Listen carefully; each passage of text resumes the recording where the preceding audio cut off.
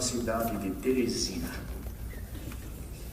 e nós não queríamos ir. Para irmos foi necessário nós vermos uma filha nossa de 3 aninhos com leucemia e com câncer de garganta, e o Senhor fazer uma grande obra e libertar nossa filha. E uma das palavras que nós buscamos aqui, antes de mudarmos, o Senhor falou que o adversário criaria embaraços a nossa chegada lá naquele lugar, mas que o Senhor, a sua palavra é como uma tesoura que corta todo o embaraço do adversário. Foi a expressão da palavra naquele dia. E nós mandamos, irmão, é meio complicado o que eu vou contar. Irmandade, ouça bem. Quando chegamos lá, tempos difíceis, 1993, e eu tenho uma irmã, e a minha irmã esta irmã, filha do primeiro casamento da minha mãe, filha só da minha mãe. E quando a mãe perdeu o esposo, morava lá no interiorzinho do Piauí, e o juiz de lá pegou a criança para cuidar. Depois ele foi embora, foi desembargador, enfim, minha irmã foi criada longe da nossa família. E ela casou com um homem muito importante ali no estado do Piauí, muito influenciador em alguns poderes públicos. E um certo dia eu saí numa viagem missão, levei minha esposa, minhas crianças e deixei lá na casa de um parente nosso. Quando voltei, já era tarde, e no dia seguinte, 7 horas da manhã, chegou um irmão e nos chamou, falou que queria me ver. Minha esposa falou: irmão, precisa realmente ser agora? Ele chegou muito tarde. Não, irmã, por favor, a irmã chama ele. E ele, o atendi, ele olhou só para mim e falou assim: irmão, está bom? Tudo bem? Eu falei: graças a Deus, querido, está tudo bem. Ele falou: então agora eu estou em paz. Aí eu falei: por que o irmão estava em paz? Sem paz, aliás, ao meu respeito. Ele falou: estava, irmão. Ontem eram 10 horas da noite, eu fui orar ao Senhor para dormir. Ajoelhei e tive uma visão. 2 espíritos imundos conversavam a respeito do irmão e falavam de um plano para te destruir. E eu liguei para o irmão várias vezes, não consegui, por isso que eu vim tão cedo. Mas o irmão está bem, eu estou contente. Falei: ora a Deus por nós, irmão, está tudo bem, Deus te abençoe. Irmãos, e 3 dias depois, no anoitecer, no início da noite, eu recebi um telefonema, e era desta minha irmã que eu acabei de falar. Ela, queridos, me pedindo para socorrê-la, que o marido dela tinha feito uma cirurgia, tirado um rim, e a filha dela tinha ido comprar um medicamento, enfim, se envolveu num acidente com um ônibus, a menina inexperiente. Eu falei: tá bom, estou indo para aí. Cheguei lá, mandei elas para casa e tratei ali da tratativa, irmãos, com a polícia técnica ali, enfim. E eles recolheram a habilitação da menina e para devolver no dia seguinte, lá diante da expedição do boletim de ocorrência. Peguei o carro, levei para casa, era uma pequena batida, coisa muito simples. E falei para ela que estava resolvido, precisava ir lá. Mas a menina estava abalada, não tinha condição de dirigir. Ela falou: meu irmão, pega lá para mim, faz isso. Eu falei para eu preciso levar o carro para conferir o chassi, enfim, para receber o documento. Assim eu fui e passei, peguei os documentos. Quando eu vinha voltando, eu estava passando numa avenida e tinha um supermercado Pão de Açúcar, assim, tinha um sinaleiro de pedestres. E na minha frente uma caminhonete nova, zerinha, que o proprietário estava tirando da agência. E eu vim atrás dele, nós vimos devagar. E o sinal de pedestre fechou para nós e ele freou a caminhonete. Mas, irmãos, foi algo tudo tão bem preparado pelo nosso inimigo que antes de eu frear, porque eu ia uma distância dele de uns 5 metros aproximadamente, antes de eu frear eu ouvi um grande estrondo, eu não tive ideia e apaguei. Eu simplesmente apaguei. Quando voltei a mim, estava o corpo de bombeiros, muitas pessoas, e eu preso nas ferragens do carro, o volante no meu peito, prendendo, enfim. E o carro foi perca total, o teto foi para cima, assoalho para baixo, o câmbio destruiu tudo aqui, o motor veio parar em cima de mim, e enfim, só não veio mais pelo volante, que desceu e prendeu um pouco. Quando eu recobrei a consciência, que eu vi o que tinha acontecido, irmãos, eu estava no carro do meu cunhado, como a Irmandade ouviu. Eu ouvi a voz desafiadora daqueles espíritos. E eu sentei assim, o pessoal, o bombeiro estava me atendendo e eu sentei. E a partir daquele dia, queridos, o que aconteceu foi que tinha vindo um garoto, filho de um dos coronéis, uma família, poderosa socialmente, e ele vinha descontrolado, correndo muito na avenida, vinha bêbado, e ele bateu atrás de mim e me jogou em cima da caminhonete. A caminhonete estava freando, quer dizer, o impacto dele, o freio da caminhonete, culminou em tudo isso. E a partir daquele dia, queridos irmãos, levantou-se contra nós uma luta tão grande, porque o dono da caminhonete, ele moveu uma ação para receber, moveu contra mim, eu bati atrás do carro novo dele. O garoto lá era filho de uma família poderosa e o meu cunhado me denunciou por furto de veículos. Contratou um criminalista, um advogado muito famoso, e aquele advogado, quando ligou para mim, já foi me ameaçando torturar. Eu vou falar nestas palavras para a Irmandade ver que circunstância às vezes as coisas chegam. E moveu uma ação para que eu custeasse toda aquele grande prejuízo. Irmãos queridos, e as coisas, as águas subiram. E eu comecei a passar muita ameaça de tortura, para confessar que tinha roubado o carro. E minhas filhas, minha esposa começou a, irmãos, sofrerem ameaças de estupro e de tantas outras coisas que não é lícito falar aqui. Certo é que aquilo lá, aquela opressão me rodeou a ponto, me atacou. Meu sistema nervoso, eu parecia que tinha Parkinson, andava tremendo, e nós em pânico, minhas filhas em pânico. Eu tinha um quiosquinho de sorvete lá numa praça, eles destruíram tudo. Enfim, irmãos, foram dias difíceis. Os meses passaram, eles marcaram por 2 vezes aquela audiência, e por último, já era mês de novembro, isso aconteceu em maio. Um cunhado meu chegou para mim e falou: Raimundo, eu sei que você não deve isto, mas eu não tenho como te ajudar a contratar um advogado. Você também não pode ir no fórum sem um advogado.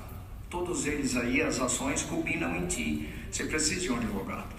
Como eu não tenho, eu tenho um amigo que é bacharel em Direito e aprovado agora na OAB, e ele pode te acompanhar. Eu falei: tá bom. E assim foi. Chegou o dia da audiência, Irmandade, e eu me dirigi para o Fórum de Teresina. E começaram a chegar todos eles, e quando chegou meu cunhado, eu estava sentado assim, de maneira simples, e ele deu de ombro, assim, no advogado, e apontou, perdão, irmãos, apontou para mim. Quando eles passaram aqui sorrindo, gargalhando, eu olhei assim a eles por trás. Me entrou uma indignação diante daquela calúnia, daquela situação. E eu falei para o Senhor, Senhor, eles estão rindo de mim. Quando eu falei, eles estão rindo de mim, o Senhor falou comigo dentro do fórum de Teresina, que o Senhor disse, eles estão rindo de ti, meu servo, porque eles não sabem quem é por ti aqui hoje nesse tribunal. O Senhor me visitou, minha irmã ficou me acariciando, isso já faz muitos anos, foi em 94. Minha irmã ficou me acariciando fraternalmente ali, e o Senhor me visitando muito. Chegou a hora da audiência, entrei com o bacharel, todos entraram. E o juiz pegou todas as ações, irmãos, e fez uma breve explicação sobre a morosidade da justiça no Brasil, e porque tinha se estendido aquele assunto. Ele falou, mas hoje nós vamos resolver, ninguém sai daqui sem resolvermos esse assunto. Aí ele pegou, irmãos, e bateu assim todas as ações que culminavam em mim. Ele segurou com a mão esquerda, olhou para eles todos e falou, só que tem uma coisa, senhores, nós erramos porque somos homens, e homem erra. Mas todos os senhores não esqueçam que tem um que não erra. Tem um que não erra. Quando aquele meritíssimo assim fez, o Senhor falou comigo novamente, e ele mandou que o meu cunhado começasse a expor. E meu cunhado começou a me caluniar. Irmão, sempre que o Senhor me dá a graça de contar isso, eu dou um conselho aos presentes na igreja. Nunca calunie um justo. Nunca calunie um justo. Ele começou a me caluniar que eu tinha roubado o carro dele, e que eu era ladrão de carros, e eu fazia isso. E eu fiquei olhando para ele. Ele tinha falado várias vezes para mim, você confia em seita? E eu confio no meu dinheiro, vamos ver quem vai dar, quem vai ganhar. E naquele dia ele falou muitas coisas terríveis. Na terceira vez, porque o advogado tinha instruído ele 2 vezes, na terceira vez o juiz interceptou ele e falou assim, basta, chega. Por favor, o senhor pode parar. Olhou assim e falou, já estou com mais de 3 meses com isso aqui na mão.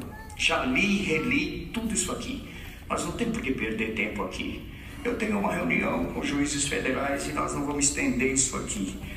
E olhou assim para o meu cunhado e falou assim, este moço, e apontou para mim, este moço não deve isto, este homem é justo. Glória a Deus. O juiz falou isso. Quando o juiz falou isso, o advogado mais benedito falou, doutor, não faz. Pegou e voltou novamente falando, o problema seu é com ele, os problemas seu é com ele, vocês vão suprir aí, entender a respeito desses prejuízos. Olhou para mim e falou assim, pode ir em paz. Glória a Deus. Levantei naquela audiência, irmãos queridos, o bacharel nada falou. Levantei naquela audiência, olhei para ele, para o meu cunhado, irmãos, e dei glória a Deus. E ele falou, o juiz falou, não deixe ninguém sair daqui para eles se entenderem a respeito dos prejuízos. Vamos. Aí o meritíssimo falou, vamos. Eu saí junto com o juiz. Eu saí na porta da sala de audiência com ele. Ele bateu no meu ombro e falou, tenha um bom dia de paz. Eu falei, amém, doutor, para o senhor também. Ficaram lá, Deus nos libertou, queridos e amados irmãos. Ninguém tocou nas minhas filhas, ninguém tocou na minha esposa. E nós estamos aqui glorificando a Deus. O Senhor é conhecedor, irmão, do que está aqui. Também eu quero agradecer a Deus por uma grande obra, mas bem singela. Minha mãezinha tem 91 anos de idade. E quando ela tinha 88, ela sofreu uma queda. Ela tem osteoporose aos 88 anos, bem forte. E ela sofreu uma queda numa colina e ela caiu de costas e quebrou a coluna. E socorremos, o médico falou, não tem o que fazer. Ela tem osteoporose, tem uma idade dessa, 88, não tem o que fazer. Ele falou, vou passar um colete para amenizar as dores dela, ela não vai mais andar, nunca mais, não tem como. E passou um colete, nós compramos o colete e levamos ela para casa. E ela usou aquele colete 2 dias. Ela mora com a minha irmã mais velha. No 3º dia ela chamou minha irmã e falou: Helena, tira isso aqui de mim. Mas mãe, tira isso aqui de mim. Aí minha irmã tirou o colete e falou: chama o Raimundo, liga para ele. Eu não vou sair daqui enquanto ele não chegar e me ungir. É mãe, né? Cheguei lá, ungi a serva de Deus, Deus libertou ela na hora. Ela levantou e foi andando e está andando até agora dos 91 anos da sua idade avançada. Assim, irmãos, tantas obras que o Senhor tem operado conosco ali. Hoje, graças a Deus, nós temos bastante medidas de segurança na construção, irmão, das nossos prédios, nossas casas de orações. Mas nós fizemos uma reforma, irmão, na nossa congregação lá em Teresina, e era para fazer uma galeria e um tanque de batismo. E foi um grupo de irmãos nos ajudar naquela construção. Isso, queridos, foi no período de festividades de carnaval. E amanheceu aquela terça-feira, um dos irmãos que foi forte, um moço de 35 anos, casado, pai de 2 filhos, um santo de Deus. E ele foi trabalhar na fachada, derrubar a fachada, e ele estava em cima da laje, e ele subiu numa escada de alumínio para começar a demolir a fachada da igreja, porque íamos fazer uma outra fachada. E ele estava, a escada de alumínio que ele estava usando não tinha a sapatilha de borracha ali, a proteção do pé. E ficou em cima de uma extensão. E ele subiu e, logicamente, cortou a extensão. E ele sofreu uma descarga elétrica muito grande. Muito grande. Ele também caiu de costas em cima da laje, uma altura de uns 3 metros. Bateu a cabeça e desmaiou. E nosso irmão Vitor, que na época era operador, hoje é nosso ancião também. O irmão Vitor é médico e correu lá e começou a tentar reanimá-lo. Começou a usar, irmão, seus conhecimentos para reanimá-lo, mas ele não voltava. Aí uma hora o irmão Vitor viu que ele deu uma parada cardíaca. E nós estávamos no salão da igreja, isso é 7 horas da manhã, era 7 da manhã, estávamos dentro da congregação, apreensivos. Eu vendo aquilo lá, porque dentro da igreja dava para ver lá na laje o que estava acontecendo, e eu clamando a Deus. E o irmão Vitor lá começou a tentar reanimar ele, parada cardíaca. E foram 5 minutos, e 10 minutos, e 15 minutos. O irmão Vitor desistiu, olhou para nós, balançou a cabeça assim, chorando. O irmão Vitor médico falou: irmão Raimundo, ele foi. Quando o servo de Deus falou aquilo, um pranto tomou aquela irmandade, aqueles irmãos, as irmãs da cozinha. E eu fiquei pasmo diante daquele acontecimento. Tinha mais 2 anciães. Eu chamei todos, falei: irmãos, vem aqui, vamos orar. Venham todos aqui, vamos orar. Abrimos uma oração aqui diante do púlpito. E a oração foi um clamor, foi um grito pelo Senhor. E numa altura da oração, irmãos, eu lembro que o Senhor deu de falar assim: Senhor, hoje é carnaval. Hoje é terça-feira de carnaval. Hoje a morte montou um banquete macabro no nosso país, de norte a sul, de leste a oeste, ceifando vidas. Mas este teu servo, Senhor, veio de lá, não para trabalhar pela causa da morte, mas pela vida. Não deixa que a partida do teu servo seja mais um prato para a morte colocar sobre o seu banquete macabro nesta manhã. Irmãos, quando o Senhor deu de pedir assim, o Senhor visitou aquela irmandade e ressuscitou o irmão Hélio lá em cima, irmão. Glória ao nome do Senhor. E ele levantou lá em cima da laje. E quando nós encerramos a oração, ele estava lá em cima da laje com vida. Glória ao nome do Senhor. E nós, irmãos amados, numa alegria nos tomou. O irmão Vitor levou ele para o hospital para ele ficar sob observação. O Vitor falou: uma parada de mais de 20 minutos, não é impossível isso aí.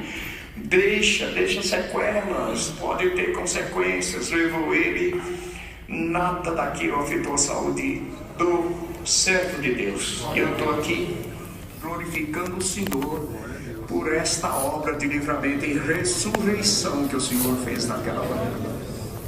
Enfim, são tantas obras que o Senhor nos tem feito, mas uma obra bem simples. Um dia eu estava atendendo um culto, irmãos, e lá era uma salinha. Estava atendendo um culto numa salinha, e como lá era uma avenida, uma das nossas crianças foi atropelada. E eu chamei as crianças, a salinha era pequena, mas o púlpito era grande. Naquela época não tinha ainda o conselho que hoje temos. E eu expliquei para eles o que é o púlpito do Senhor, o que acontece aqui. Juntei todos eles, meninos e meninas, e falei: então vocês me ajudem, tá bom? Coloquei eles aqui e Deus fez muita obra, serão muitos deles com promessa.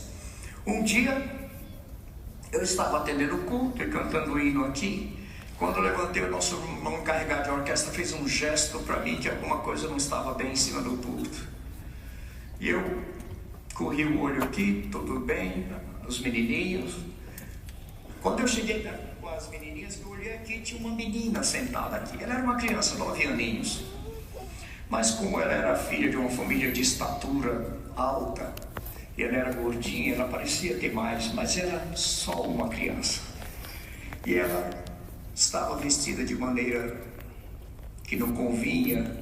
E eu vi que o servo de Deus estava me cobrando uma providência. Lógico, tinha que se tomar uma providência.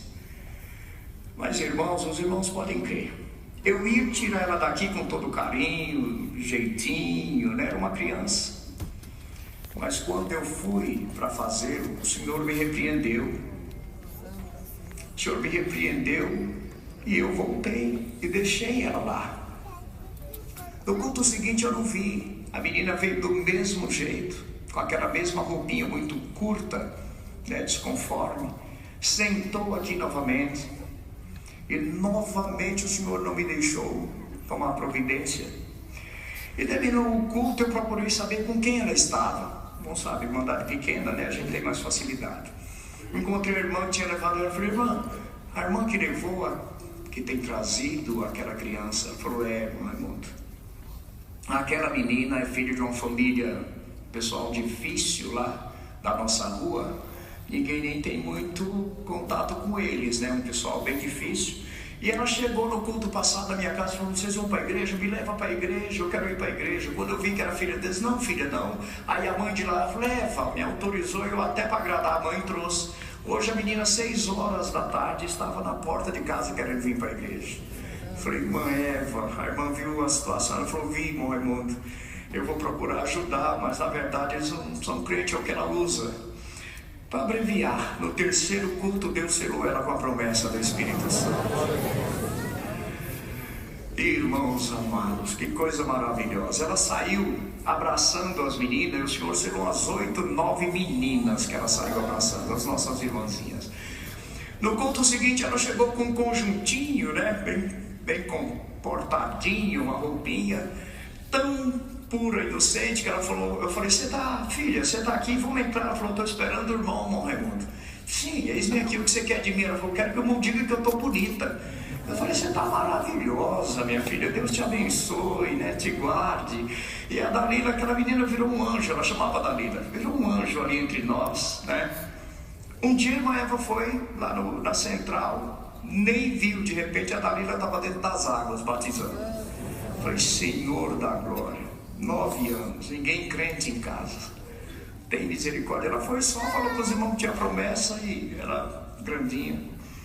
Enfim, irmãos, um dia eu cheguei na salinha, ela estava encostada na grade, pelo lado de fora, chorando. Aí eu cheguei e falei: filha, você está chorando, Dalila? O que aconteceu? Ela falou: irmão, eu estou esperando o irmão. Eu falei: sim, minha filha, por que você está chorando? Ela falou: irmão Raimundo, o irmão sabe, meu pai não é crente, minha mãe não é crente, meus irmãos. E hoje minha mãe me chamou e falou que é o último dia que eu venho na congregação, que ela não quer que ninguém crente na família e que nunca mais eu venho aqui. Aí ela chorou, um choro Irmãos, que tristeza. Eu fiquei olhando para ela, falei, minha filha, o que você requer de mim? Ela falou, olha o que ela falou para mim, irmãs. Eu falei, minha filha, o que você requer de mim? Ela falou assim, eu queria que o irmão fosse na minha casa falar para o meu pai e para minha mãe a razão da minha esperança. Glória ao nome do Senhor, a razão da minha esperança. Diante de tanta pureza, de algo tão profundo, eu comecei a chorar junto a ela. Era uma terça-feira, eu falei, filha, amanhã eu não posso, eu tenho compromisso, mas na quarta-feira eu vou fazer uma visita para a sua família. A irmã Eva ouviu e falou, irmão, clama a Deus por irmão ir lá. Eu falei, tá bom, irmã, Deus te abençoe. E orei ao Senhor, e na quarta-feira fui para lá. E tinha dado uma chuva em Teresina, um vendaval que arrancou telhados, derribou árvores, enfim. E eu cheguei lá, na casa dela com a minha esposa, ela estava sorrindo, em pezinha na porta. Eu falei, ela está sorrindo, então melhorou aí, falei para a esposa. E quando eu entrei lá, esperando encontrar, que a irmã falou que a família era, umas pessoas duras, grossas, mal educadas. Mas aquela mãe dela me recebeu numa gentileza tão grande. Eu falei, é um prazer ter o senhor aqui, e por favor entre, não vi a hora do senhor chegar, dona Cleusa, e eu fiquei pasmo de ver. O pai veio também, me tratou com grande respeito. Eu olhei para ela e ela falou, o senhor ficou meio assim, né? Eu confesso para a senhora que fiquei, né? Porque não conhecia vocês. Ela falou, senta aí, senhora, não deixa eu falar. A Dalila começou a ir nesta congregação, ela usou essa expressão, e eu chamei ela e falei que ela não iria mais. Na terça-feira que nós não queríamos crente aqui na família. Mas, seu Raimundo, o senhor viu a chuva que deu hoje pela manhã? Eu falei, vi, que chuva, muito estrago, né? Falei para ela, para ele. Ela falou, pois então, eu estava sentada na porta de casa e quando começou uma mulher que tem para ali subir com um papagaio no ombro, e eu fiquei com inveja da mulher. Falei, que inveja, eu sempre quis ter um papagaio para eu conversar com ele. E a Dalila ouviu, 9 aninhos. Ela falou, mãe, deixa eu falar uma coisa para a senhora não sabe, mas o Deus que eu sirvo na congregação foi quem criou os papagaios também, ele criou tudo. E ela, né, você está falando com linguajar de crente, ameaçou a criança. Ela foi longe assim, falou, vou orar, mãe. Isso no dia anterior. Ela falou, hoje pela manhã, quando eu estava separando o arroz para refogar, lá na minha cozinha, na hora daquele vendaval, Deus mandou um papagaio. E o papagaio entrou pela porta da frente, cruzou a sala de estar, foi pelo corredor voando, passou pela sala de jantar, entrou na cozinha, deu uma volta majestosa assim, parou e pousou em cima do arroz de frente para a mãe da Dalila. Aí a menina falou, pode pegar, mãe, esse é o da senhora, meu Deus, eu pedi ao senhor, esse é o papagaio da senhora.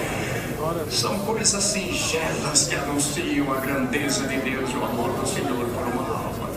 Aí a mulher falou para mim, se tem Deus na terra, seu Raimundo está na congregação. Eu falei, então a senhora vai também, vamos também. Enfim, começaram a congregar, mas eles mudaram, foram embora de Teresina. E o tempo passou, e agora há poucos dias eu estava atendendo o culto, terminou, veio uma moça de 1,80 m de altura, uma moça tão linda. Ela chegou para mim e falou, eu queria saudar o irmão, mas eu queria saudar o irmão em ósculo santo. Eu olhei para ela, aí eu não conhecia, eu falei, filha, quem é você? Ela falou, irmão, não está me conhecendo, né? Eu falei, não. Ela falou, meu irmão é meu pai. Então eu vou saudar o irmão em ósculo santo. Irmão Raimundo, eu sou a Dalila. Vieram lutas e tempestades, mas nada arrancou eu e a minha família dessa graça maravilhosa. Então são coisas que Deus faz, queridos, que nos alegram. Eu dou graças a Deus por esta oportunidade. Trouxe e levarei saudações vossas com a paz de Deus. Amém. Dou graças a Deus por tudo. Deus seja louvado. Amém.